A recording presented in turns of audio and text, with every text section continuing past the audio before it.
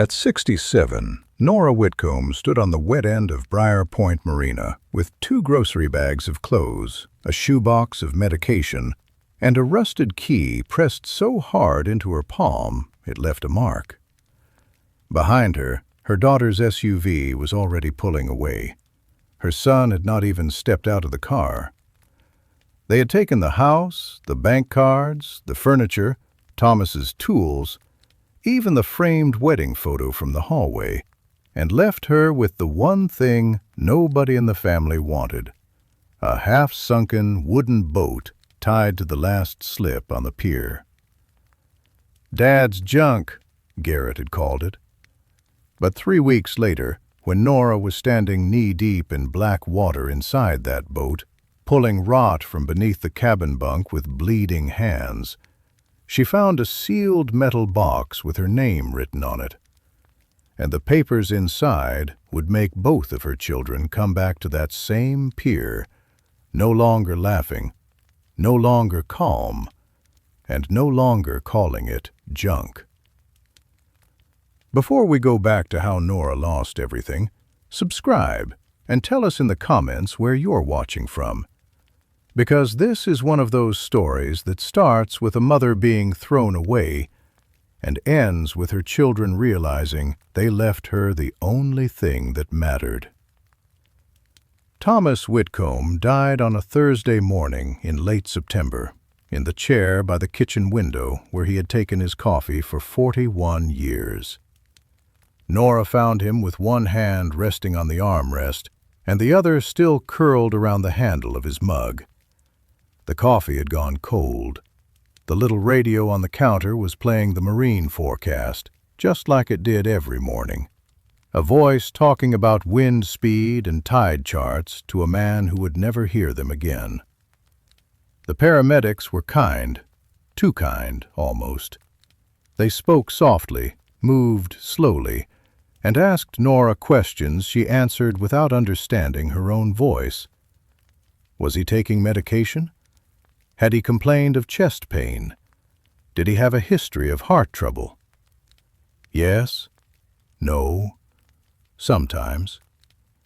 She did not know which answers mattered anymore. All she could see was Thomas's left boot, untied at the ankle, the way he always left it when he meant to go outside again. By noon, Garrett had arrived from Raleigh in a gray suit, carrying his phone like a second pulse. Paige came 40 minutes later with sunglasses on, though the sky was overcast and flat. They hugged their mother in the kitchen, both of them stiff, both of them already looking around the room as if grief had opened an inventory. The funeral was small. Thomas had never liked crowds. A few men from the marina came in clean shirts and stood awkwardly near the back. Hank Calder, the marina manager, placed one weathered hand on Nora's shoulder and said, "He was a good man on the water." That was the only sentence all day that sounded real. Garrett handled the calls. Paige handled the flowers. Nora handled the silence after everyone left. For 8 days, she slept in the bedroom with Thomas's sweater folded across the chair. She woke before dawn every morning because her body still expected the sound of him moving through the house, filling the kettle, coughing once into his fist, turning on the marine forecast. Each time the house stayed quiet, she lost him again. On the 9th day, Garrett called a family meeting. He used those words exactly, family meeting, like they were going to discuss Thanksgiving or the leaking gutter over the porch. Nora sat at the kitchen table in the blue cardigan Thomas had bought her the winter before. Garrett sat across from her with a folder. Paige sat beside him with a tablet, tapping the screen with one polished nail. They had always looked like Thomas when they were children, both of them. Garrett had his square jaw, Paige had his brown eyes. But that morning, Nora could not find him in either face. "Mom," Garrett began, "we need to talk about the estate." Nora looked at the folder. "The estate," she repeated. It's just the legal term, Paige said quickly. Nobody is trying to make this cold. But everything about the room had gone cold. The folder, the tablet, the way Garrett cleared his throat before each sentence, as though he had rehearsed the difficult parts in the car. "There are liabilities," he said. "More than we expected. The mortgage balance, medical bills, the marina fees, some old business debt from Dad's charter work. We've been reviewing everything." "We?" Nora asked. Garrett did not blink. "Paige and I." Nora looked from one child to the other. "Your father was buried 5 days ago." "I know," Paige said. "That's why we're trying to protect you from this getting worse." Protect. Nora had heard that word before. People used it when they had already decided something and did not want to call it taking. Garrett slid the first paper toward her. "The house should be sold before winter. It needs roof work, the insurance is too high, and honestly, Mom, it's more space than you need." Nora stared at him. "I need my home." "You need stability," Paige said. "Those are not always the same thing." The sentence landed so neatly that Nora knew it had been practiced. Garrett kept going. "The accounts have to be consolidated. There's no reason for you to be managing multiple bank cards and automatic withdrawals right now. Paige and I can take over the financial side until things settle." "I pay the bills every month." "You did," Garrett said, "when Dad was here." For a second, Nora thought she had misheard him. Then she saw Paige look down at her tablet. Garrett turned another page. "The Buick is going to Paige. You're not really driving much anymore, and her lease is up." "I drove your father to dialysis twice a week for 6 months." "That's different," Paige said. "You were familiar with that route." Nora folded her hands on the table because if she did not, they would shake. "And my things?" she asked. Paige's face softened in a way that felt almost worse. "We packed what you'll need right away. Clothes, medication, important documents. The rest can go into storage until we decide what makes sense." "We?" Nobody answered. Outside the kitchen window, the backyard was littered with the first brown leaves of October. Thomas had meant to rake them. He had said so the night before he died. Nora remembered him standing at the sink, looking out at the grass, saying, "I'll get to it tomorrow." Tomorrow. Such a cruel little word. Garrett slid one final sheet from the folder, but he did not push it toward her yet. "There is one asset we're not touching," he said. Paige exhaled through her nose, almost a laugh. Nora looked at her daughter. "What?" "The boat," Paige said. Garrett reached into his jacket pocket and placed a key on the table. It was old, rusted around the ring, with a faded plastic tag that had once been red.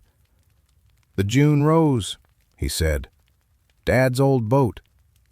It's still technically in his name, but we can transfer whatever interest there is to you, if you want it." Paige leaned back in her chair. "Honestly, it's mostly a liability. The marina wants it gone. Nobody's going to buy it. It's half underwater, Mom." Garrett gave a small, careful smile. "But it was Dad's," he said, "so we thought you might like to keep it." Nora looked at the key.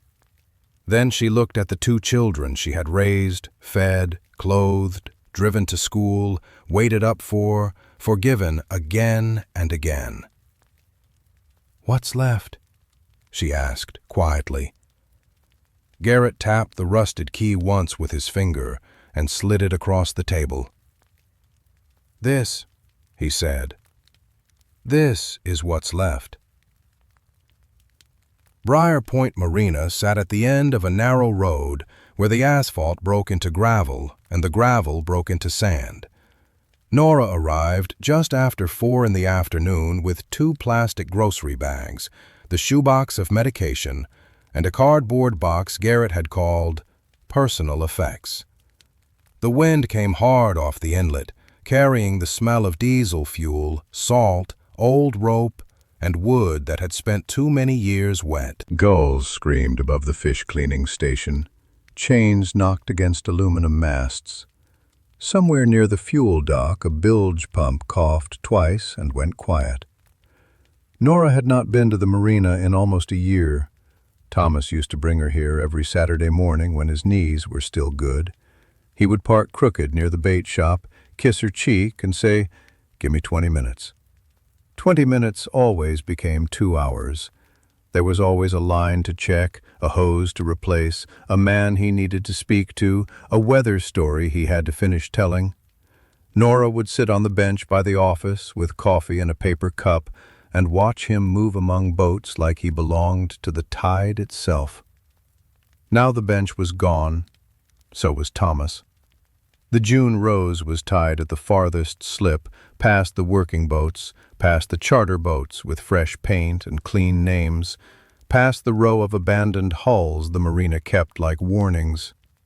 Nora knew it before she reached it. She could see the sterns sagging from halfway down the pier. It looked worse than Paige had said. The wooden trawler sat crooked in the water, her rear quarter dipped low enough that little waves slapped over the deck and ran through gaps in the boards. The cabin leaned slightly to port. One window was cracked. Another was gone completely, covered with a piece of warped plywood that had pulled loose at one corner. Green-black slime marked the waterline. The paint along the hull had peeled in long curls, exposing gray wood underneath. But the name was still there. The June Rose. Faded blue letters brushed by Thomas's own hand 16 years ago when he still had enough steadiness in his fingers to make the curves clean.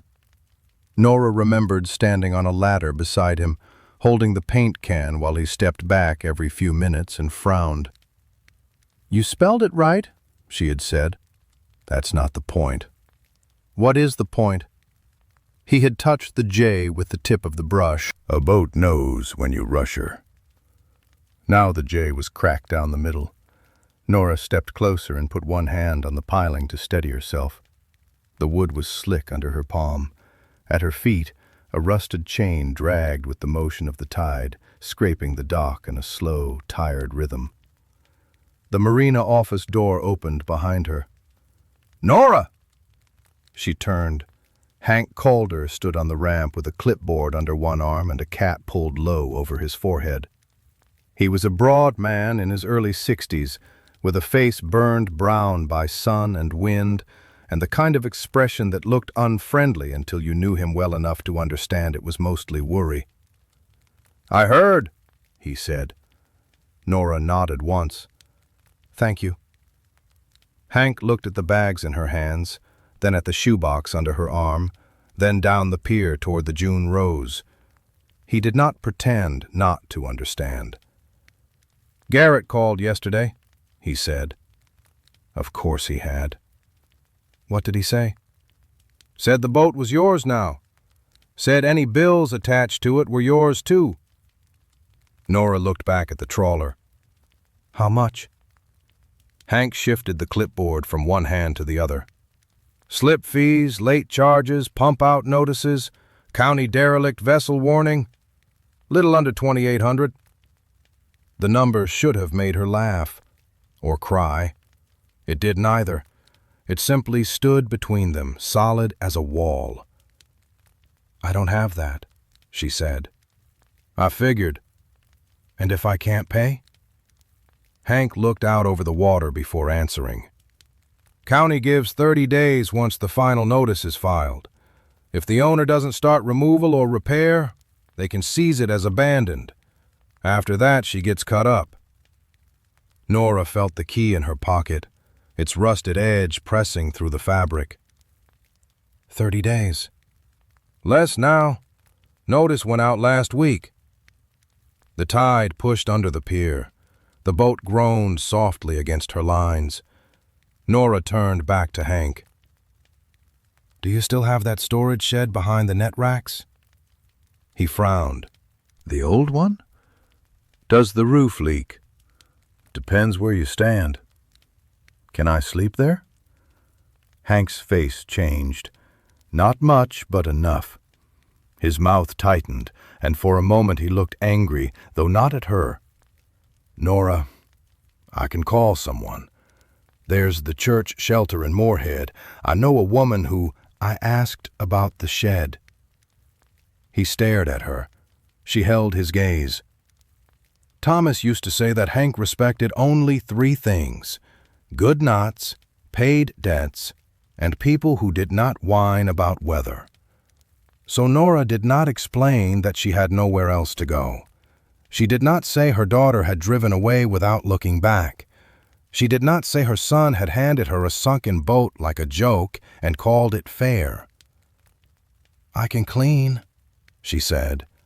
"Bathrooms, docks, bait freezer, office. I can sort the spare parts room. I can mend canvas if you've got torn covers.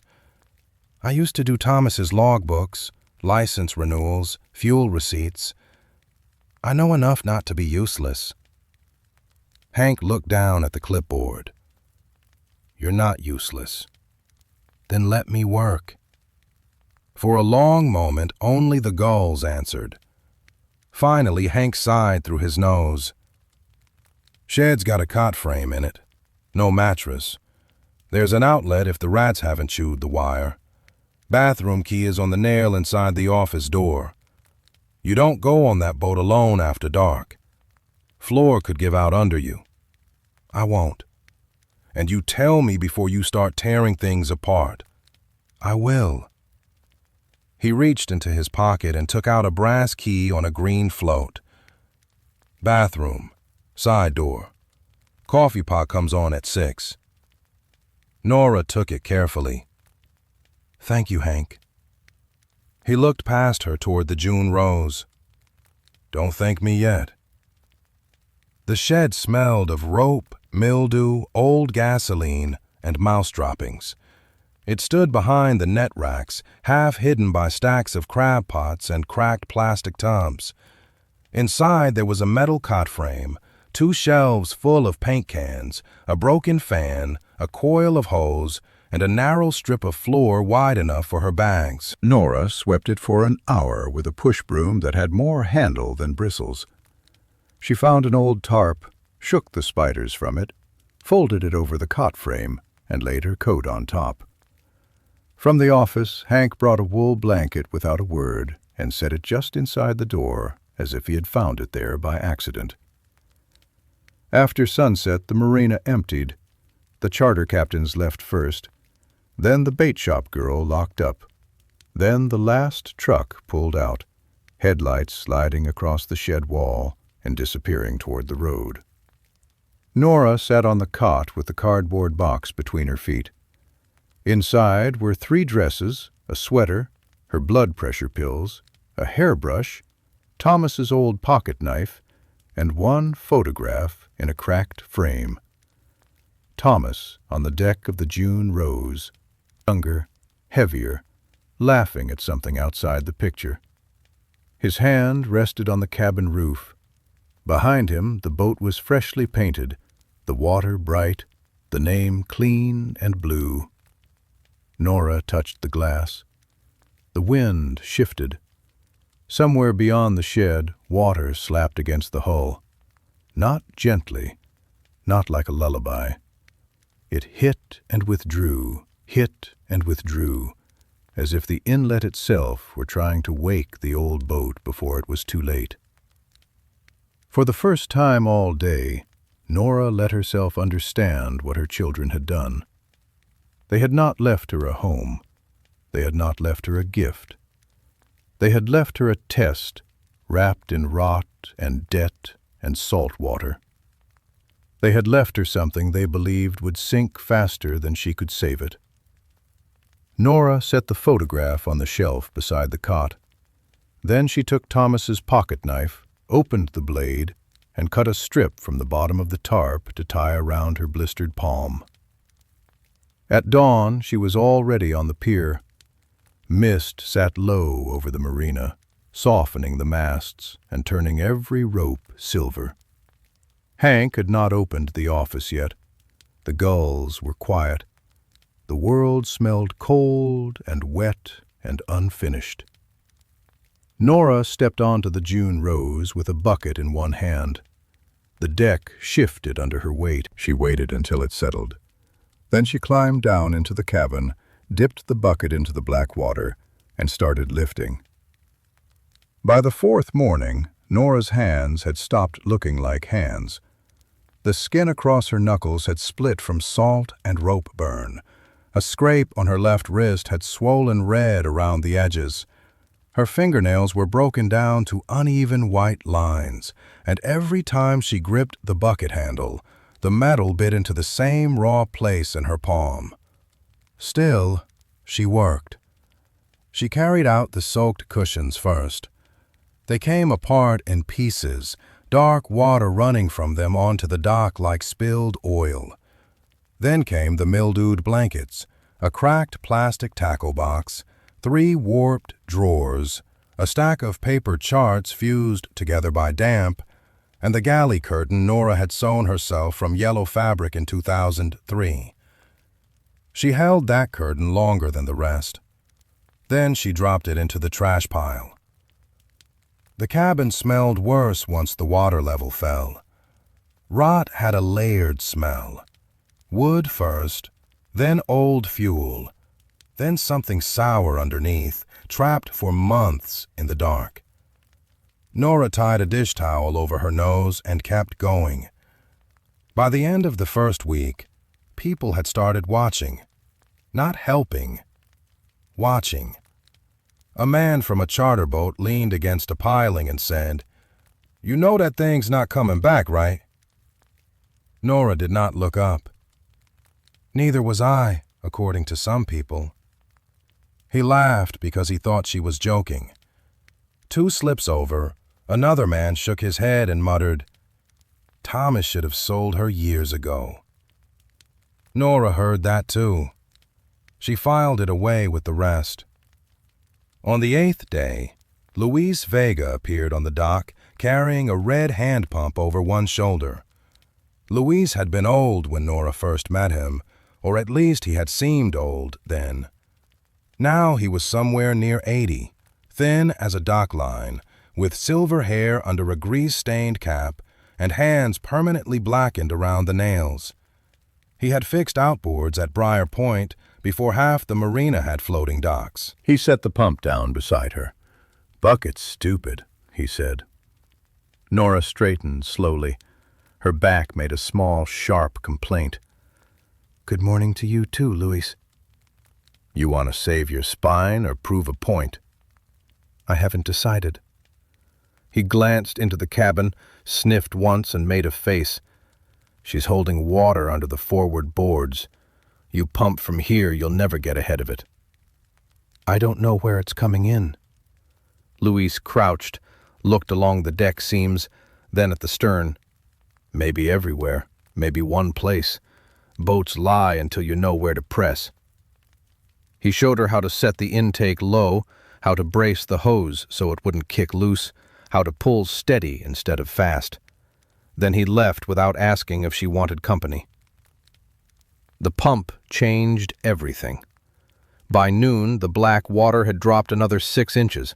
By evening, Nora could see the cabin floorboards clearly for the first time. Some were soft and swollen, some were split. One near the galley had lifted at the corner, and when she touched it, the whole plank shifted like a loose tooth. The next afternoon, Maddie from the bait shop came down with coffee in a paper cup and a sandwich wrapped in foil.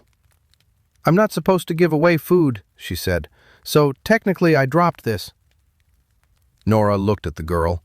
16, maybe 17, all elbows and ponytail, with chipped black nail polish and a face that tried hard not to seem kind. "Then technically," Nora said, "I found it." Maddie smiled at the boards. After that, she came by after school. At first, she only stood on the dock and asked questions. Then she started handing tools down through the cabin hatch. By Friday, she was wearing rubber gloves and hauling rotten trim into a wheelbarrow while pretending not to enjoy it. "You ever do this before?" Nora asked. "My mom says I'm allergic to finishing anything." "Then don't tell her you're improving." Maddie snorted, and for one small second, the cabin felt less dead. But the more Nora cleared, the less the damage made sense. The June rose had been neglected, yes. Left too long, yes. But certain things were wrong in a way neglect could not explain. The galley cabinet had been forced open, not warped open. The battery cables had been cut clean, not corroded through.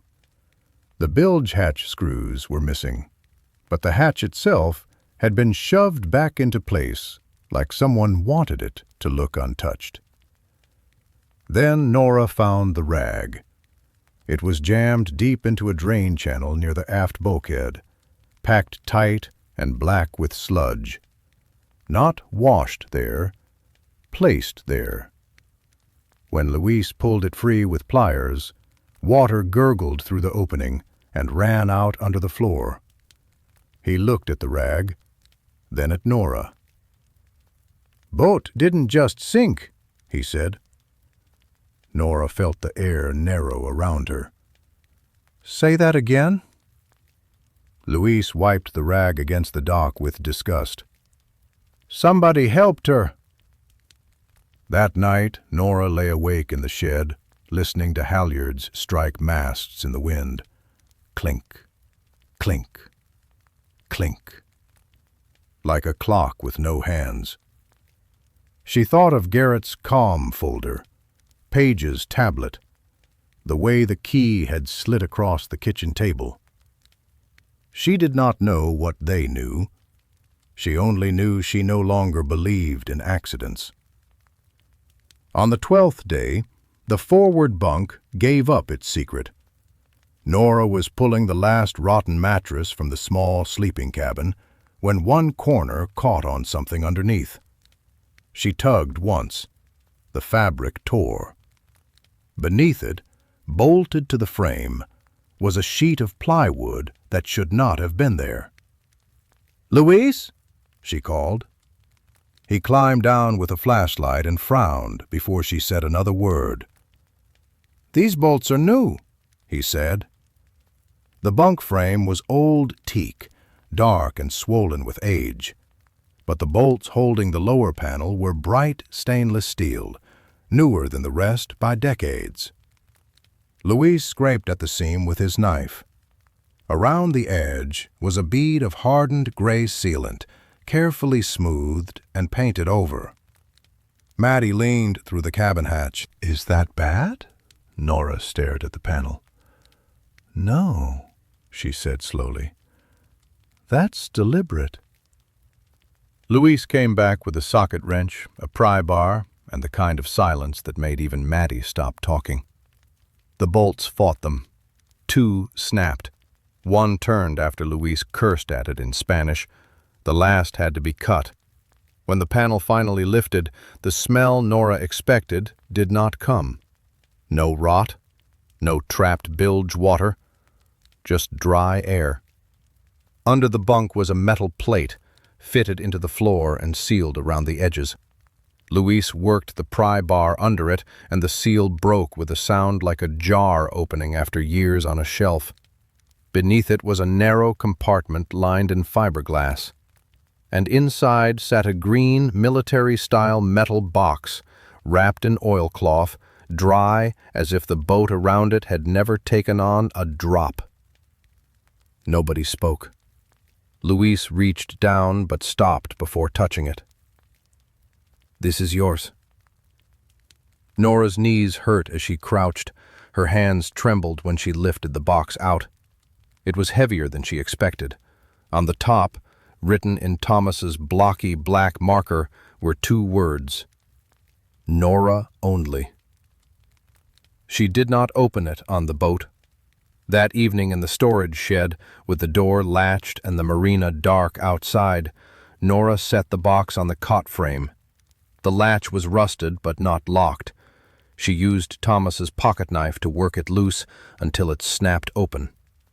Inside were oilcloth packets, maps of the inlet, old registration papers, marina receipts, photographs of oyster beds at low tide, and a blue folder sealed in plastic. On the folder, in Thomas's handwriting, were the words, "Blue Heron Lease, Nora only." Beneath it lay a letter. Nora unfolded it carefully. Her husband's voice came back to her in ink. "If they left you the boat, Nora, then they left you more than they understood." Nora read the letter 3 times before the words stopped blurring.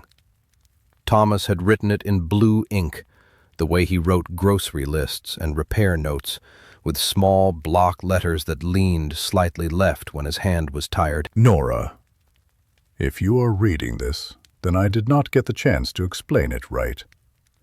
I am sorry for that. I kept thinking I had more time. The Blue Heron lease is still active. I paid what I could, when I could.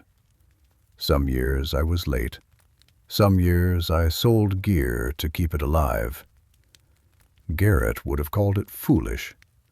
Page would have told me to liquidate. Maybe they would have been right on paper. But not everything worth keeping looks good on paper. Do not trust anyone who wants you to sign quickly.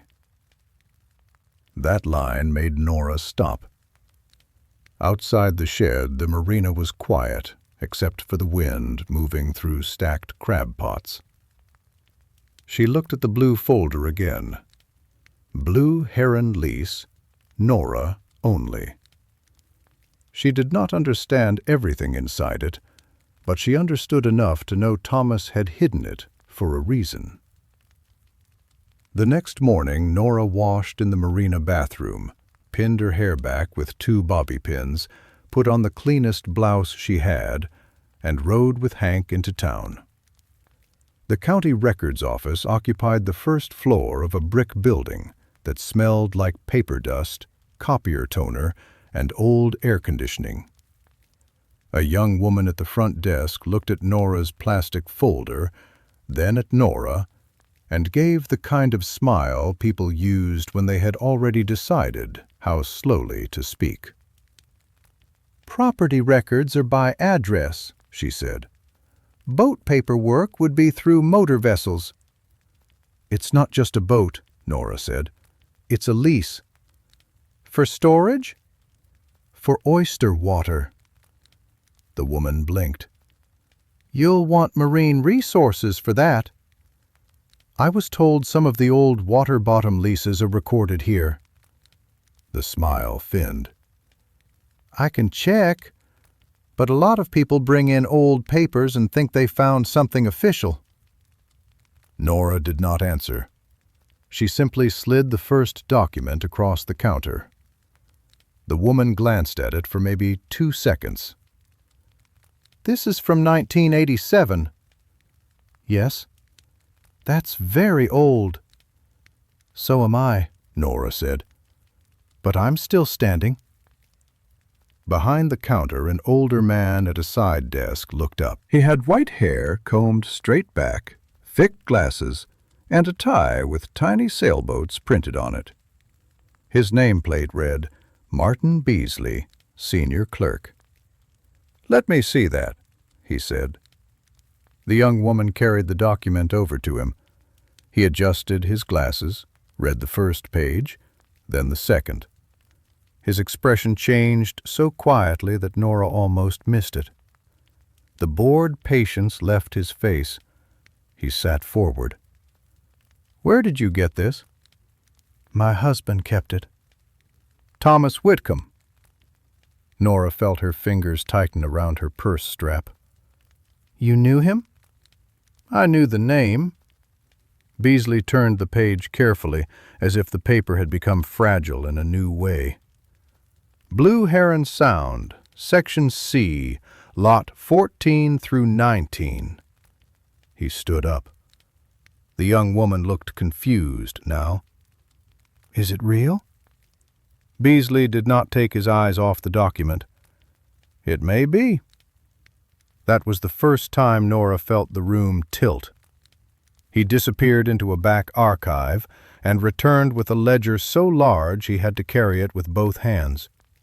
He opened it across the counter, ran one finger down a yellowed page, stopped, checked the document again, then looked at Nora differently. Mrs. Whitcomb, this is a grandfathered oyster lease. I don't know what that means. It means it was issued before the newer coastal restrictions.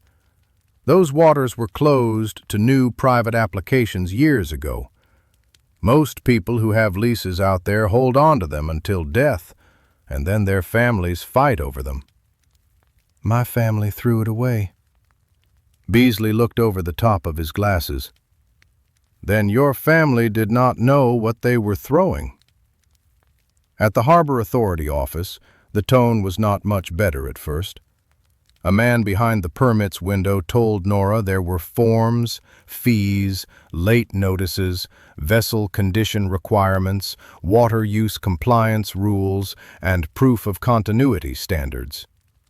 He said all of this without looking at her directly, like the list itself would discourage her. Then Beasley, who had walked over with them during his lunch break, placed the ledger copy on the counter. The man stopped speaking. By 3 o'clock, Nora had a list in her hand. To keep the lease, she had to pay the overdue harbor fees attached to the June Rose, settle 2 years of water-bottom administrative charges, submit proof that Thomas had maintained continuous claim, schedule a vessel inspection, and show active restoration or commercial use.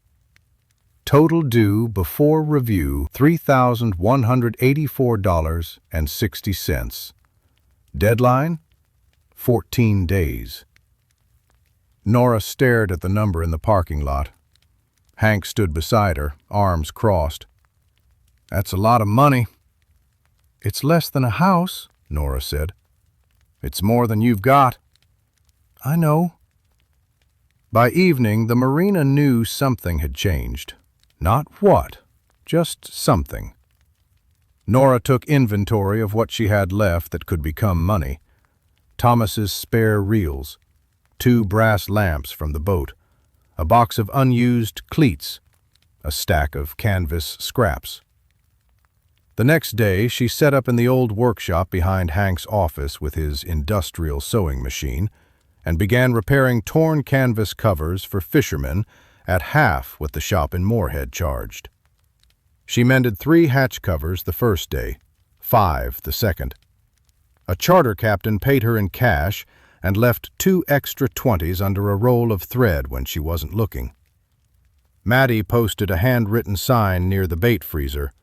Canvas repair. Ask for Nora. Luis worked on the June Rose without saying he was working for free. He called it checking things. Checking the pump, checking the boards, checking whether the engine had seized. He spent 4 hours checking one afternoon and left with grease up to his elbows. On the 5th night, Nora opened Thomas's letter again and read the part she had avoided. I did not tell you because I was afraid they would start before I was gone. They would have pressed you, smiled at you, used words like practical and protection. I know our children, Nora. I love them, but I know them. I kept the lease alive because one day you might need something that was yours before anyone else could name it, price it, or take it. Nora sat very still after that. Not because Thomas had hidden something, because he had seen what she had not wanted to see. On the 7th day, Martin Beasley called the marina office. Hank waved Nora over and handed her the phone. Beasley's voice came through thin and official, but there was warmth under it. Mrs. Whitcomb, I've completed the preliminary record match. The lease number, vessel attachment, renewal notations, and your husband's last payments all appear valid. Nora closed her eyes. But, he continued, the authority will not finalize anything unless you meet the conditions in the notice. Fees, inspection, restoration proof. 14 days from the filing date. That means you have 14 days, Mrs. Whitcomb. Not a month, not maybe later. 14 days. Nora opened her eyes and looked through the office window at the June rose, still low in the water, still wounded, still waiting. I understand, she said. And this time, she did. The notice appeared on page 4 of the Carteret Coast Weekly, tucked between a church bake sale announcement and a photo of a boy holding a 26-pound red drum. Widow raises forgotten boat, discovers historic oyster lease. It was not even a long article. 6 paragraphs, 1 blurry photograph of Nora standing beside the June rose with her sleeves rolled up, and a quote from Hank saying, Thomas Whitcomb knew what he was doing. By noon, Garrett called. Nora was in the workshop, guiding a torn canvas cover under the sewing machine needle, when Hank appeared in the doorway with the Marina phone in his hand. Your son, he said.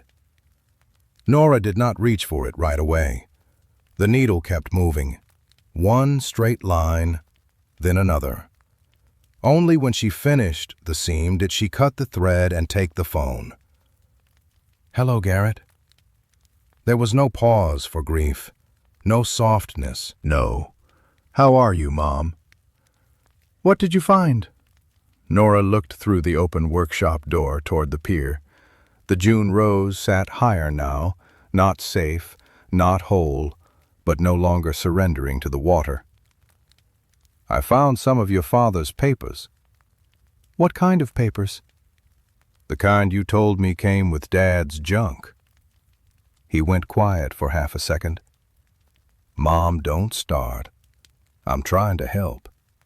You haven't asked if I need help. I'm asking now. No, Nora said. You're asking what it's worth. He exhaled sharply. I'll drive down tomorrow. I didn't invite you. I'm your son. That didn't seem to matter when you left me here. She hung up before he could answer. Paige arrived first. She came the next morning in a cream-colored coat that did not belong within 50 feet of bait buckets. Her boots clicked across the dockboards, and she held her purse close to her ribs as if the marina air might stain it. When she reached the workshop, she stopped at the door and looked around at the coils of rope, the oil cans, the stack of patched canvas. Mom, she said softly, too softly. This is not okay. Nora kept sorting receipts by date. Good morning, Paige. You're living in a shed.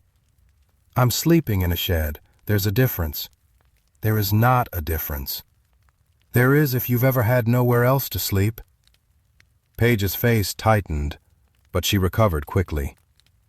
Garrett and I are worried. This whole thing is moving too fast. You found some old paperwork, and now people are telling you it's valuable. That doesn't mean you understand what you're dealing with. Nora placed another receipt in the folder. Then explain it to me. Paige blinked. That's what I'm trying to do. No, explain it. What is a grandfathered oyster lease? What are the continuity requirements? Which fees have to be cleared before review? What does vessel attachment mean under the old filings? Paige looked down at the table. Nora nodded. That's what I thought. Garrett came 2 hours later with a lawyer who had shiny shoes and no patience for mud. They met outside Hank's office because Nora refused to sit in Garrett's car. We need to see the documents, Garrett said. No. Mom, this was part of Dad's estate. You transferred the boat to me. The boat, the lawyer said, may be separate from associated commercial rights. Hank, who had been leaning against the office wall with his arms crossed, said, "Not according to the old file." The lawyer gave him a flat look. "And you are?" "The man who watched them hand her a sinking vessel and the bills that came with it." Garrett stepped closer to Nora and lowered his voice. "Listen to me. I know you're angry, I get that. But you're not thinking clearly. Paige and I can take this over, clean it up, sell whatever rights are there, and set you up somewhere comfortable." "Comfortable?" Nora said.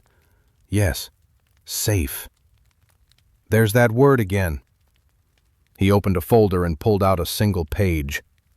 "I'm prepared to offer you $10,000 now, for your comfort. You sign authority over to me, and you walk away from all the stress." Nora looked at the paper, then at her son. $10,000 for Thomas's secret, for her last 14 days of bleeding hands, for the mornings she had stood in black water while Garrett did not call, for the boat he had laughed at because he thought it was empty. "No." Garrett's mouth hardened. "Don't make this difficult. You did that before I got here." The soft act ended after that. By Friday, Hank received a call from someone at County Services asking whether an elderly woman was sleeping in an unsafe commercial storage building on Marina property. That afternoon, a man from Adult Protective Services came by and asked Nora if she knew what day it was, whether she had eaten, and if she understood the value of the documents in her possession. Nora answered every question. Then she offered him coffee and showed him her payment receipts. He left, looking embarrassed. The letter came Monday. Notice of petition for temporary conservatorship review and emergency injunction regarding disputed estate asset. Nora read it once at the workshop table. Paige's name was on it. Garrett's name, too. The hearing was set for Thursday morning. Hank stood beside her, silent. Luis took off his cap. Maddie whispered, "Can they do that?" Nora folded the letter carefully and placed it on top of Thomas's blue folder. Her hands did not shake. Then she opened the metal box, took out every receipt, renewal notice, transfer form, photograph, and dated letter, and began laying them across the table in clean rows. Hank watched her for a long moment. "You need a lawyer." "I need the truth in order first." "They're going to make you look confused." Nora slid Thomas's original lease renewal beside the signed transfer paper Garrett had given her. "Then we'll give them the one thing they never expected from me," she said. "A clean record." The hearing room was smaller than Nora expected. It was not a courtroom from television. No polished benches, no witness stand, no dramatic seal carved into dark wood. Just a county meeting room with fluorescent lights, a long table at the front, 3 board members, a recording device, and a row of folding chairs that squeaked whenever someone shifted their weight. Garrett arrived in a navy suit with the same lawyer from the Marina. Paige came behind him carrying a folder against her chest. She did not look at Nora when she sat down. Nora sat on the other side with a plain black binder in front of her. No tablet, no expensive briefcase, no stack of threatening papers. Just one binder, divided with yellow tabs, each receipt and renewal placed in order by date. Beside her sat Evelyn Price. Evelyn was 74, retired, and had once been the most feared maritime attorney in 3 coastal counties. Hank had found her through a retired shrimp captain who still owed him a favor. She wore a dark green blazer, reading glasses on a chain, and an expression so calm it made Garrett's lawyer look nervous before anyone said a word. The chairman adjusted his microphone. "We are here regarding a petition for temporary conservatorship review and emergency injunction concerning the vessel June Rose, associated lease filings under Blue Heron Sound, and claims raised by Garrett Whitcomb and Paige Renner regarding Mrs. Nora Whitcomb's capacity and authority. Nora kept her hands folded in her lap. Garrett's lawyer stood first. He spoke smoothly, almost kindly, which made every sentence worse. He described Nora as recently widowed, emotionally vulnerable, without stable housing, and subject to influence by third parties at the marina. He said she had discovered complex commercial documents she could not reasonably understand. He said the family was only trying to prevent exploitation and preserve value until the estate could be properly reviewed. Then Garrett spoke. "My mother is grieving," he said. "No one is blaming her. We just don't believe she's in a position to make financial decisions of this scale." Paige nodded once, barely. The chairman looked at Nora. "Mrs. Whitcomb, do you understand the petition being made?" "Yes," Nora said. "My children gave me the boat when they thought it was debt. Now they want it back because they think it is money." The room went quiet. Evelyn Price did not smile, but one corner of her mouth moved. When it was her turn, she stood without hurry. "Mr. Chairman, the facts are not complicated. They are merely inconvenient." She opened Nora's binder. On October 3rd, Garrett Whitcomb and Paige Renner signed a transfer and release assigning all remaining family interest in the vessel June Rose to Nora Whitcomb. That document includes not only the vessel itself, but attached obligations, claims, permits, fixtures, records, and appurtenant rights connected to the vessel, unless otherwise excluded in writing. Nothing was excluded.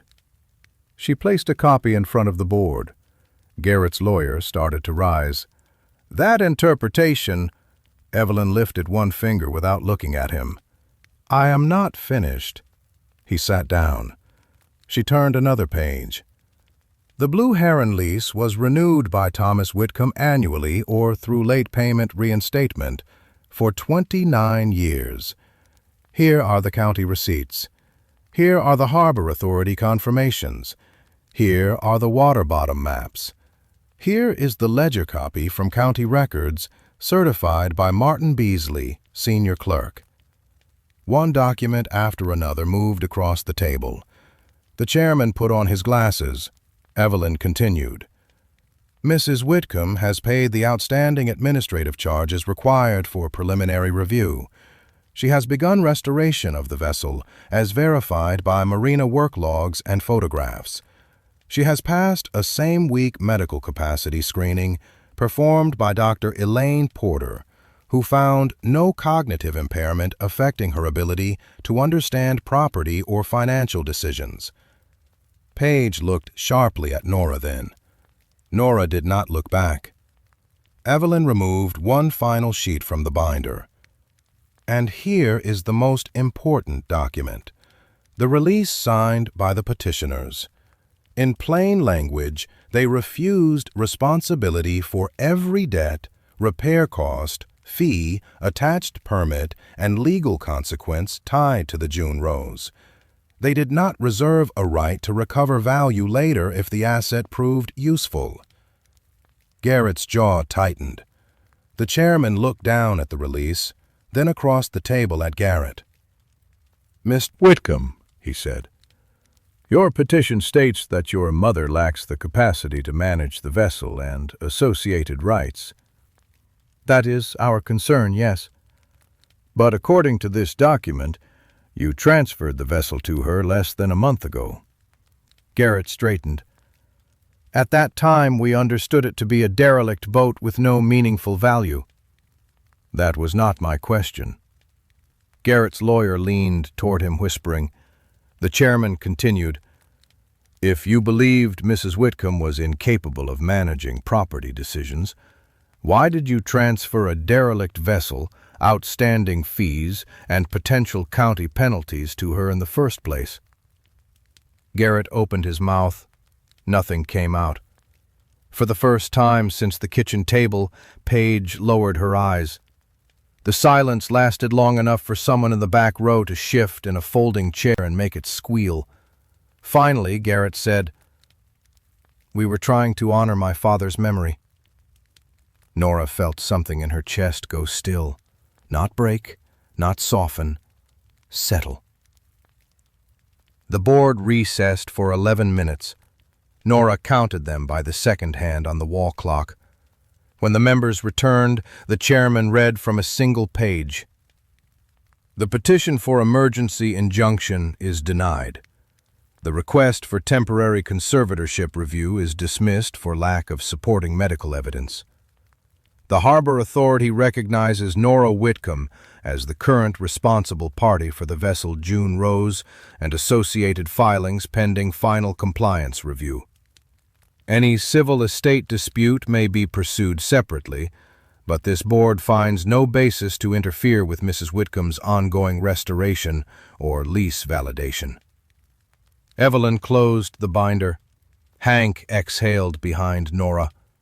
Maddie, sitting in the back, whispered, "Yes," too loudly, and then covered her mouth. Nora stood carefully. Her knees hurt. Her back hurt. Her hands still carried cuts that had not healed right. But she walked out of that room without holding anyone's arm. Garrett caught her in the hallway. "Mom." She kept walking. "Mom, stop!" She stopped. He glanced toward the meeting room, then lowered his voice. "How much is it worth?" There it was. Not sorry, not are you all right, not I was wrong, just the number hiding behind the sun. Nora looked at the man she had once rocked to sleep during thunderstorms, the boy who used to cry when his shoelaces tangled, the child who had become someone who could abandon his mother and call it protection. Then she said, "More than what you thought I was," and left him standing there. By March, the June Rose was no longer sinking. She was not beautiful, not in the way rich men use that word for boats with polished brass and white cushions. Her hull still carried scars. One rail was newer than the other. The cabin roof had a patch where rot had eaten through, and the deck boards did not all match because Louise said matching wood was for people with money to waste. But she floated level. Her pumps worked. Her lines were clean. Her cabin window had real glass again. And on the stern, painted in the same blue Thomas had used years before, the name stood clear against fresh white paint. The June Rose. Nora had written it herself. Her first morning back on the water, she stood barefoot on the deck because she wanted to feel the boards under her feet. The inlet was flat and gray, the sun just beginning to lift over Blue Heron Sound. Louise checked the pump twice, even though it was running fine. Maddie sat on an overturned bucket with a clipboard in her lap, pretending she was not nervous. Hank stood on the pier with both hands in his jacket pockets. "You sure you remember how to run her?" he called. Nora looked back at him. "No." Hank frowned. She started the engine. It coughed, shuddered, caught, and settled into a rough, steady rhythm. "But I remember how to learn." That was how June Rose Oysters began. Not with investors, not with a ribbon cutting, not with some smiling photograph in front of a sign. It began with Nora, Louise, Maddie, and 2 hired hands nobody else at the marina wanted. One was Earl Jennings, 71, a former crabber with arthritis in both knees and a memory for tide patterns sharper than any chart. The other was Miss Dottie Bell, 69, who had worked 30 years in a seafood packing house before the plant shut down, and whose hands could sort oysters by size faster than Maddie could count them. They started small, 30 cages the first week. then 50, then 80. Nora learned what Thomas had kept in those files, which corner of the lease had firmer bottom, where the current moved cleanest, when to lift the cages after rain, how long to let the young oysters tumble before grading. She made mistakes. A storm flipped 12 cages in April. A restaurant rejected one early batch for being too small. One morning the engine died halfway back to the dock, and Luis had to talk to it like an old mule for 40 minutes before it agreed to start again. But the lease held, the water held, Nora held. In May, a restaurant from Beaufort placed the first real order. 200 dozen for a weekend menu. The chef came down himself, a young man with tattoos on both arms and shoes too clean for the pier. He tasted one oyster right there at the cleaning table, nodded once and said, "These taste like rainwater and salt." Nora had no idea if that was good. Maddie whispered, "That means he likes them." The check paid 3 overdue bills, Luis's back wages, Maddie's first official paycheck, and the last of the marina fees. Nora kept the stub in Thomas's metal box, not because it was the largest amount of money she had ever seen, but because it was the first money in years that had come to her without permission from one of her children. By summer, she was renting a small blue house at the edge of Marsh Street. 1 bedroom, 1 porch, a kitchen window facing the water. She bought a used table, 2 chairs, and a mattress that did not smell like mildew. On the wall above the sink, she hung the photograph of Thomas on the deck of the June Rose. Garrett did not come. He sent letters through his lawyer, requests for review, questions about estate value, a notice suggesting possible civil claims. Evelyn Price answered each one with language so sharp and clean, Nora almost framed the copies. Paige came in August. She arrived alone, without sunglasses, without the cream coat, without Garrett's voice hiding behind hers. She carried a cardboard box taped at the corners and stood at the edge of Nora's porch like she was not sure she was allowed to climb the steps. "I found these," Paige said, "at the house." Nora looked into the box. Her sewing basket, Thomas's Bible, the ceramic bird from the kitchen window, 3 photo albums, the framed wedding picture Garrett had said must have gone into storage by accident. By accident. Neither woman said it. Paige's eyes were red, but she did not cry. "I should have brought them sooner." "Yes," Nora said. "You should have." Paige swallowed. "I'm not here for money." "I know." That surprised her. Nora could see it. "How?" "Because if you were, Garrett would be with you." Paige looked down at her hands. For a while they stood in the warm porch light with the box between them. Nora did not forgive her in one grand sentence. Life was not that clean. But she opened the door and carried the box inside, and when Paige asked if she could help make tea, Nora handed her 2 mugs. That was enough for one evening. In September, Nora started a small training fund through the marina for local kids who wanted to learn waterwork and could not afford gear. Maddie was the first name on the list, even though she insisted she was an employee now and too important for scholarships. "No one is too important to be helped," Nora told her. The girls stopped arguing after that. On the first anniversary of Thomas's death, Nora took the June Rose out before sunrise, alone. The sound was still dark behind her, the shore lights fading one by one. She cut the engine near the first row of oyster cages and let the boat drift in the hush before morning.